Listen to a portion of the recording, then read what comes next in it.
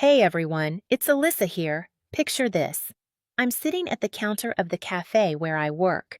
The smell of coffee grounds thick in the air, my apron still tied around my waist. It's my lunch break, and I'm scrolling through Facebook, just passing the time. The hum of the espresso machine fades into the background, and for a moment, everything feels normal.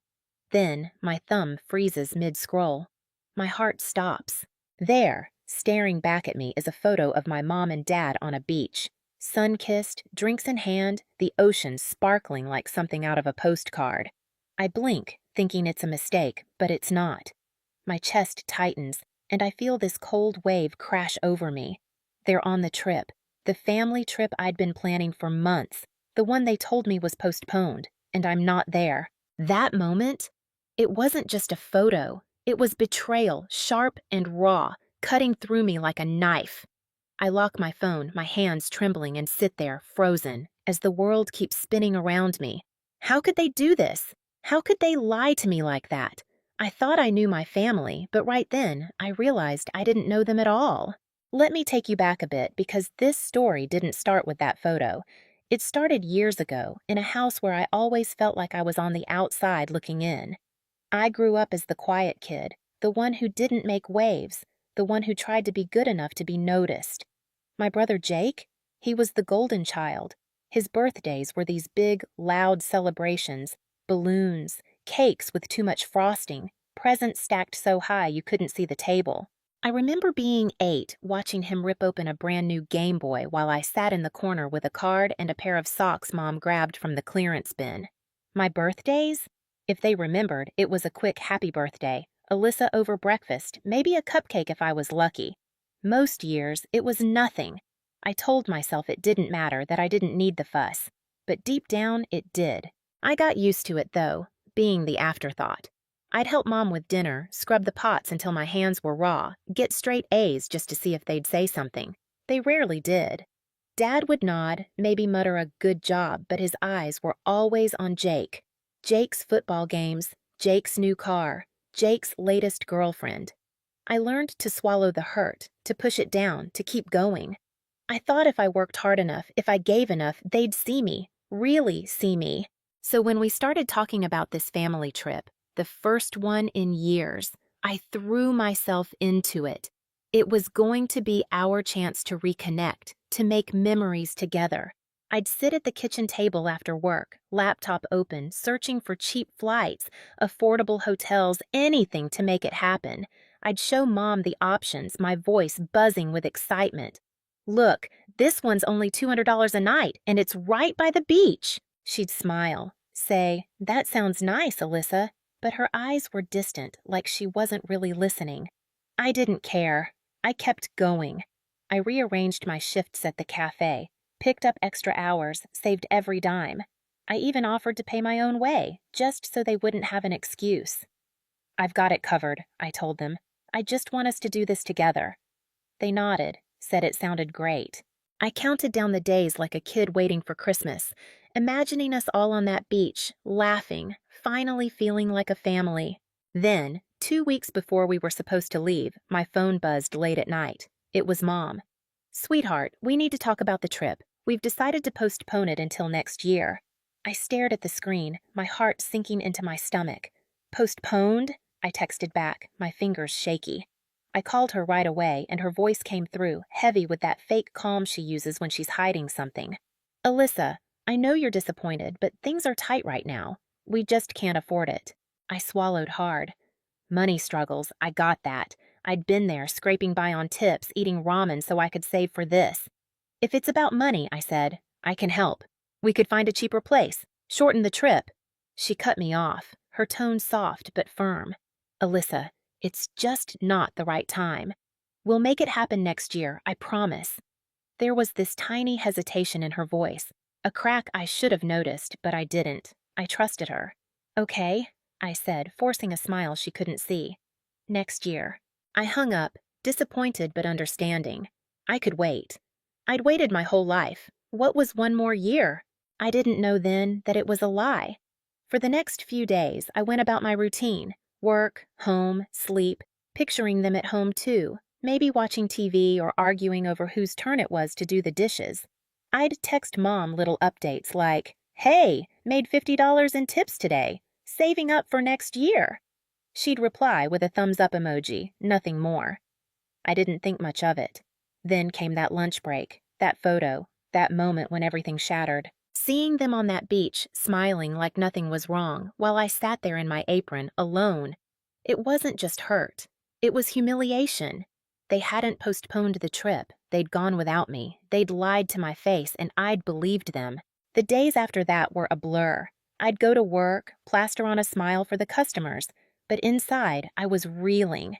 Every time my phone lit up with a new post, Jake and his girlfriend on a boat, Mom and Dad at a fancy seafood dinner, I felt this ache deepen. Snorkeling, bonfires, memories I was supposed to be part of. I'd stare at those pictures late at night, my room dark except for the glow of the screen, and wonder, why wasn't I good enough? What did I do wrong? I wanted to call Mom, to scream, to demand answers, but I didn't. I just watched in silence as they lived the trip I'd dreamed of without me. Work became my escape. I'd take every shift I could, pouring coffee, wiping tables, chatting with regulars like nothing was wrong.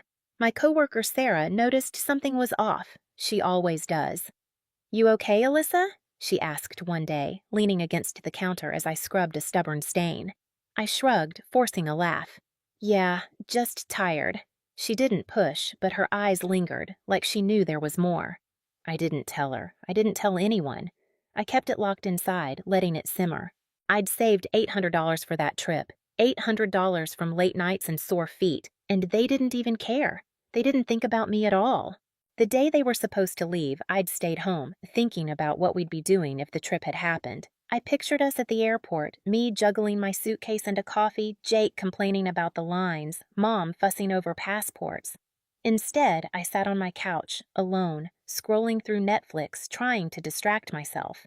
I didn't know they were already gone, already there, until I saw those photos. That's when it hit me. They didn't just forget me, they chose to leave me behind. I could have let it break me.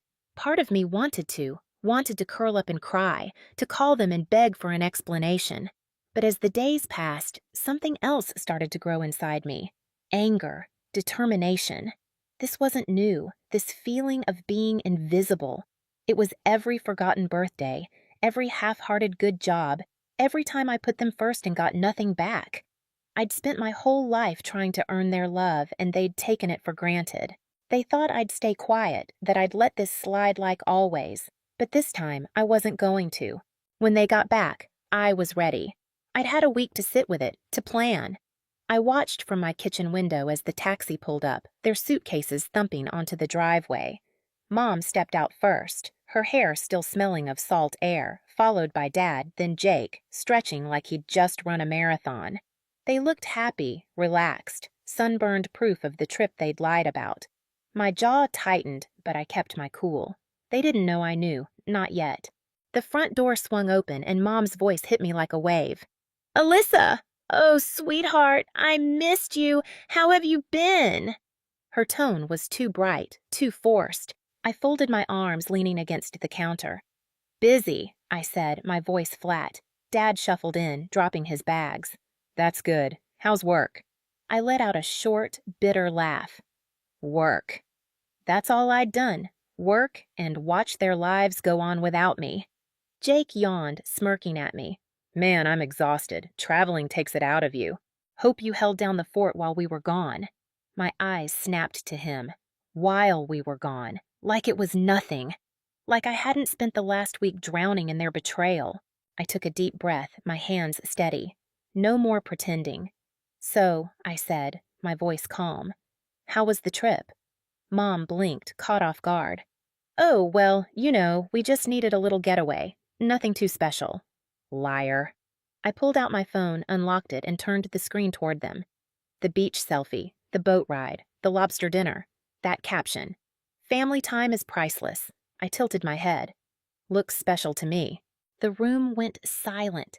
Thick, suffocating silence. Mom let out a nervous laugh. "Alyssa, I don't—" I cut her off, my voice sharp. "Just don't."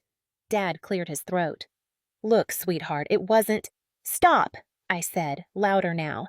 Just tell me the truth. You never postponed the trip. You just didn't want me there. Mom's face flashed with guilt, but she hid it fast. It wasn't like that, honey. We just thought. What? I snapped. That I wouldn't notice? That I wouldn't see the pictures? That I'd be stupid enough to believe your lie? Jake groaned, rolling his eyes. Oh my God, Alyssa, are you seriously making this a big deal? It was just a trip. That did it. Just a trip? I said, my voice trembling with fury. The one I planned? The one I saved up for? The one I was supposed to be part of? I shook my head, stepping closer. You could have told me the truth, but you lied. You made me feel like I wasn't worth bringing. Jake scoffed. You're being dramatic. I laughed, bitter and cold. No, Jake, I'm finally being honest. Mom reached for my hand, her voice soft. Alyssa, please. I pulled away. No, not this time. This isn't just about the trip. It's every time I've been treated like I don't matter. Every holiday where you got exactly what you wanted, and I got whatever was left.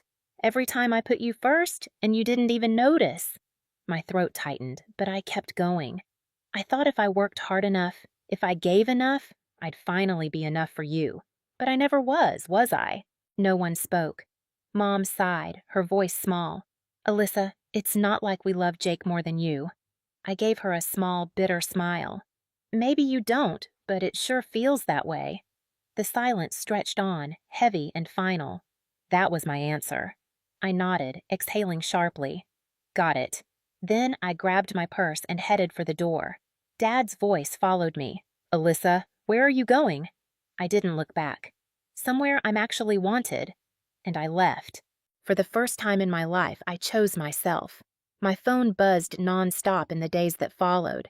Texts, calls, voicemails, but I didn't answer. I was done being the fixer, the one who smoothed things over.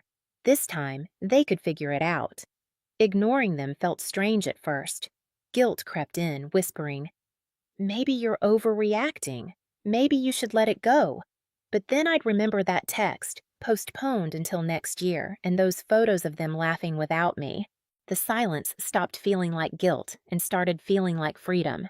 Their messages came in waves. At first, they were dismissive, like always. Mom, Alyssa, we need to talk about this. You're making it bigger than it needs to be.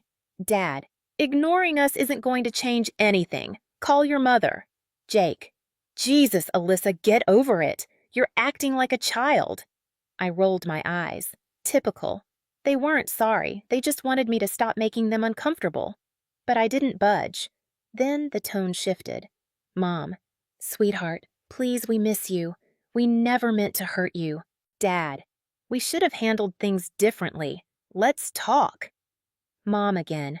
Alyssa, I feel awful. I can't sleep knowing you're upset. I almost caved.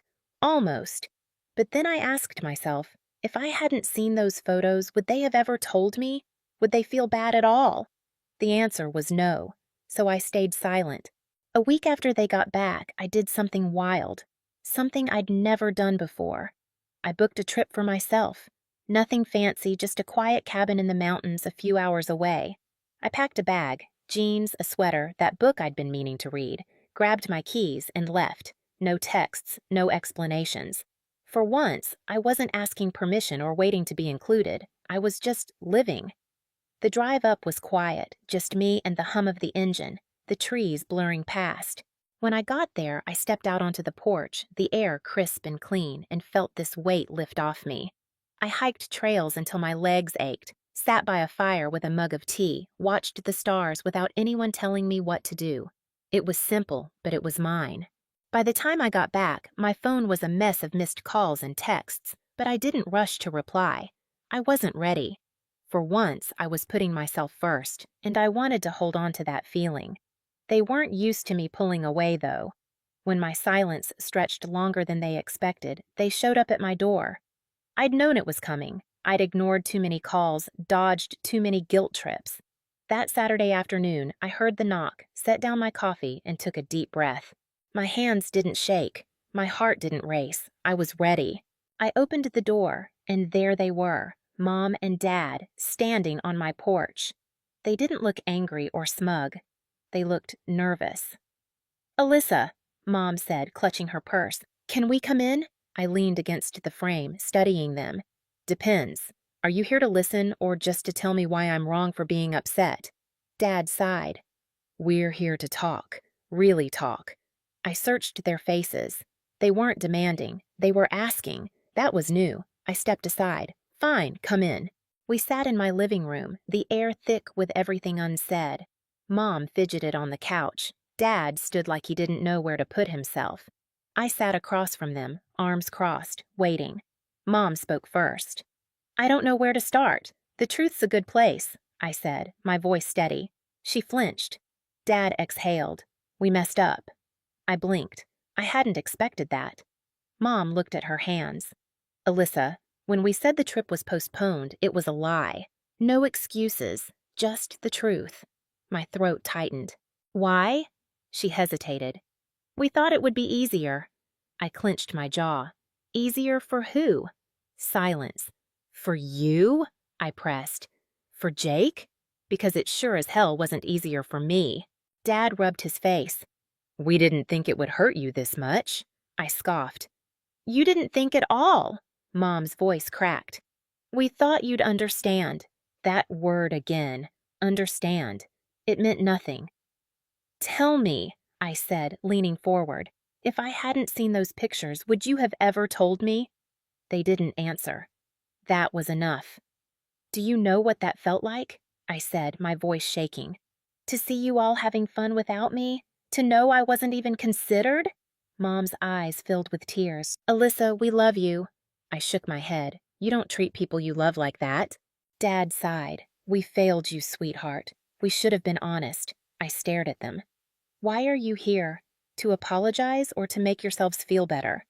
Mom hesitated, then said both. At least that was honest. We sat there, the silence stretching on. "I don't know how to fix this," Mom said finally. I exhaled, feeling years of hurt settle into my bones. "I don't either, but I'm not fixing it for you." Dad nodded, slow and heavy. Mom wiped her eyes. "What do we do now?" I met her gaze. "That's up to you." They left that day, and I didn't feel better. Not really. An apology didn't erase years of being second place. I'd heard their words before, but words were cheap. I needed proof. So I did something I'd never done. I stopped reaching out. No texts, no calls, no check-ins. I let them figure it out. At first, nothing happened. Days turned into a week, then 2, and I thought, this is it. Without me trying, there's nothing. It hurt, but it wasn't surprising. Then, week 3 hit, and things shifted. My phone buzzed on a random Tuesday. "Mom, hey, sweetheart, just thinking about you. Hope you're doing okay." I stared at it, torn between ignoring it and wanting to believe it meant something. I didn't reply. Not yet. The next day, Dad texted, "Miss you, kid. Let's get dinner sometime." My chest tightened. For the first time, they were reaching out. Not because I'd pushed them, but because they wanted to. I agreed to dinner, not because I'd forgiven them, but because I needed to see if they meant it. We met at a quiet restaurant, just the 3 of us. No Jake, that alone told me they'd been listening. We sat down, and they asked about me, my job, my life, my dreams. Not Jake, not work favors, just me. Halfway through, Mom cleared her throat. "We've been thinking about what you said, about how we've treated you." I sipped my water, waiting. "We've always assumed you didn't need us like Jake did," she said. "That because you were strong, we didn't have to try as hard." I met her eyes. "And now?" She swallowed. "Now we know that was wrong." Dad nodded. "We see it now, Alyssa. We do." I didn't know what to say. Those were the words I'd waited for my whole life, but part of me still didn't trust them. Not yet. Dinner ended, and it wasn't some fairy tale fix, but it was a start. They had a long way to go, but they were trying. For now, that was enough. The real test came a week later. My birthday. Jake's were always a spectacle. Mine were lucky to get a card. I told myself not to expect anything, to protect myself. But at 10 a.m., there was a knock. I opened the door, and there they were, Mom and Dad, holding a cake. Happy birthday, sweetheart, Mom said, smiling nervously. I blinked. You remembered. Dad chuckled. Of course we did. They stayed all day. Just us talking, eating too sweet cake. No rush, no excuses. For once, it felt like they wanted to be there. Weeks later, I had a big work presentation I'd been stressing over. I'd mentioned it once at dinner, not expecting them to care. But that day, my phone buzzed. Mom, thinking of you today, you're going to do great. Dad, let us know how it goes, kiddo. Proud of you no matter what. I stared at those texts, my eyes stinging. They'd never done this before. It wasn't perfect. Mom still slipped into old habits sometimes. Dad still fumbled with words, but they were trying. That mattered. Months passed, and they kept showing up. One night, Mom called just to talk. I know it'll take time for you to trust us again, she said. I swallowed. Yeah. She paused. We're not giving up, Alyssa. You're too important to us. For the first time, I believed her. I started planning a solo trip to Italy, something just for me. I didn't tell them much, but at dinner one night, Dad asked, So, when's your trip? I blinked. You remember? He smirked. Of course. It's Italy, right? Mom nodded. Need help with anything? Packing? Planning? I studied them. No catch. Just care. That was new. The night before my flight, Jake texted.